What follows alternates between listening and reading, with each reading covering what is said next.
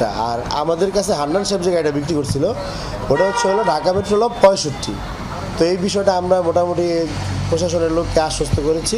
পল্টন থানার তদন্ত কর্মকর্তার তদন্তে উঠে এসেছে ওসমান হাদির উপর হামলায় ব্যবহৃত মোটরসাইকেলের নম্বর ঢাকা মেট্রো ল 546376।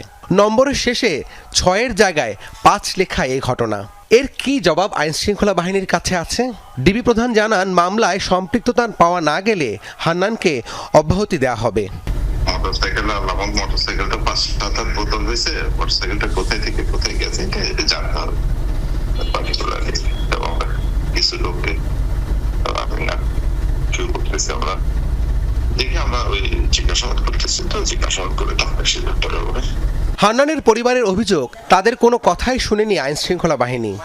ভুল, ওইটা আমরা সবাই বলছি যে আইসা যে আমরা বলতে বুঝতে পারিনি, আপনার যেমন আইলেন এরকম আইসা ঢুকে গেল যে গাড় মারিয়ে